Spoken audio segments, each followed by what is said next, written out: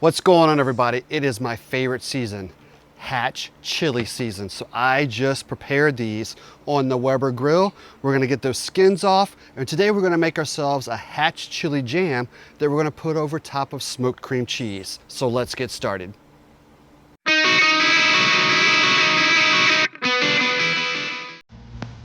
Let's prep those chilies.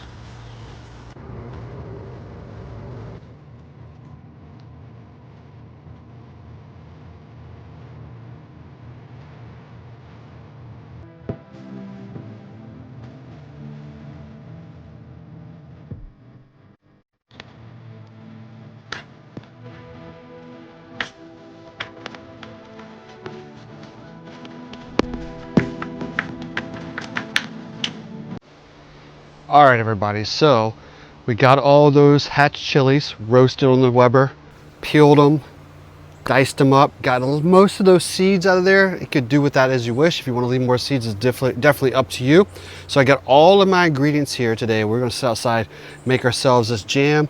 Once we get the jam kind of going, we're gonna throw some cream cheese on the smoker. So hopefully everything finishes at the same time, we can pour some warm jam over that cream cheese and give it a taste test at that time as well. So let's get started here. I'm gonna turn this on, get like a medium heat going here. All right, and what we're gonna do first is we're going to basically get a little bit, I've got about a tablespoon of olive oil. You could use like a canola oil as well. I love it when it pops like that. See how it scares me? Cheap thin pan, that's what this is. All right, so get that in there, and then we're gonna throw in, I got about half of a small white onion. We'll get that going as well. 3 cloves of garlic that I diced up, chopped up nice and finely as well. And then last but not least, we got about 2 tablespoons here of dried mustard seeds. So we're gonna let those toast inside of there at the same time. We're gonna let this go here for about 5 to 8 minutes, all right, until we feel like there's not a lot of substance or any juices left in the bottom, and then we'll move on to our next step. All right, before we go into that next step, I'm gonna take that cream cheese, get it on the smoker. It should be done about the same time. All right, you can see that those onions have started to become translucent. Mustard seeds are nice and toasted as well as that garlic. And now what we're gonna do is, for this next step, kids at home, you can go with apple juice in replacement of what I'm about to do, but I'm gonna use a half a cup of beer. Now, I let this beer sit out a little bit so I can get nice and warm. I don't want it to be ice cold when it hits this pan. I'm still gonna kind of do a slow pour. And that's gonna help deglaze the bottom of this pot at the same time. And we're gonna let this go here in that medium heat for about 3 minutes. And then we'll come back and add our next ingredients. Okay, it's been about 3 minutes, so let's go ahead and begin to add a few more ingredients here before we drop it down to a simmer. So now we're gonna add in a bunch of different ingredients. We're gonna start with that Hatch chilies.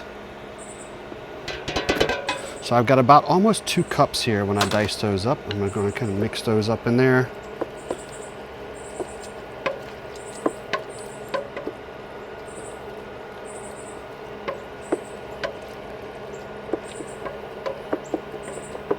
All right, and now we're gonna come in, let that sit here for about another couple minutes, and then we'll come back and add a few more ingredients.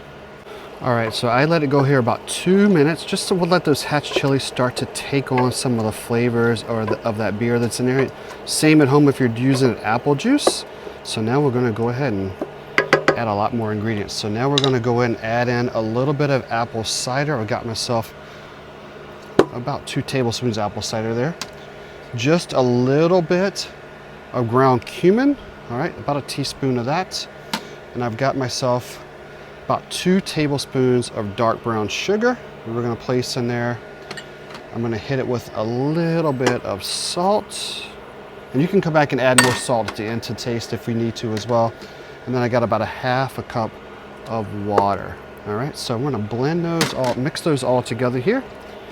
And then we're gonna cover it up and let it simmer for about 30 to 40 minutes so it gets kind of darkened and thickened a little bit. And then we're gonna hit it with my hand mixer. You could use a food processor at home. And then we'll be ready to taste test it on top of that cream cheese. All right, friends, let's bring it to that simmer. Let's check on the cream cheese. Oh yeah, my friends, it's gonna be ready just in time.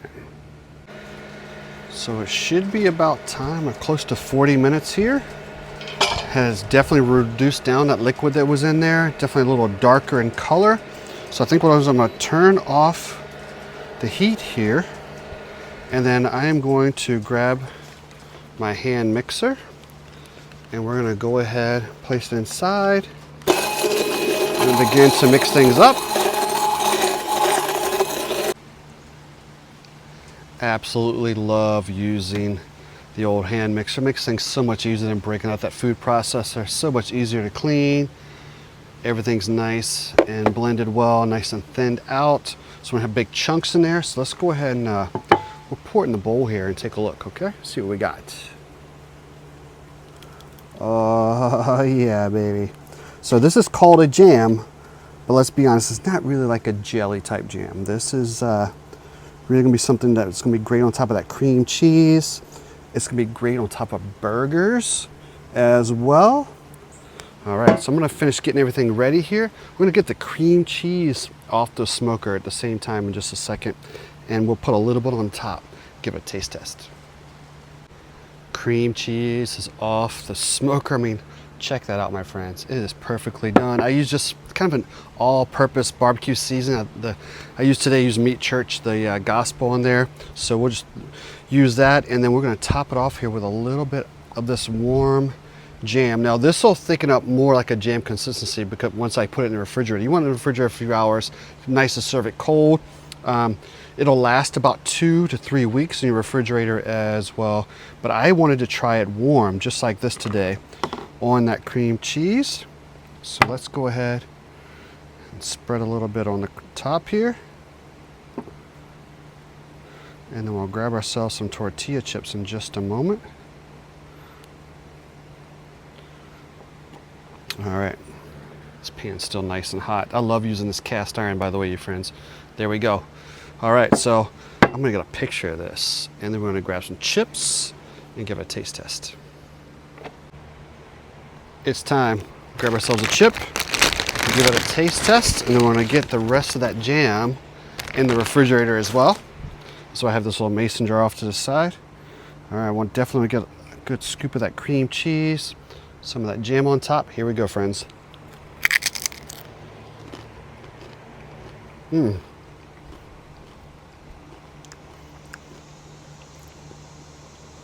Wow, absolutely delicious, especially on top of that cream cheese. I have to admit, I gave it a little taste test off camera before I put it on the cream cheese, or off to the side here, and it definitely has a little more heat than I thought I would have today, but I have to admit, so I bought about 25 to 30 Hatch chilies, and a third of them were what was considered hot. The other 2/3 are medium. I did a little bit of a blend when I made this mix today, and then I'm freezing the rest for later recipes. So I think I'm getting a little more of the heat because I may have discovered some of the hot Hatch chilies instead of the mild ones in here, and I'm okay with that. I'm here for it. So I'm gonna continue to enjoy this cream cheese because here on a Sunday afternoon, the family left this to myself, so I shall enjoy. I'll put everything you guys need to know about this recipe, as well as I'll drop in a few other links to other Hatch chili recipes we've done here on the channel as well. Thanks for watching. Hit that subscribe. We'll see you guys again on Bones and Brews.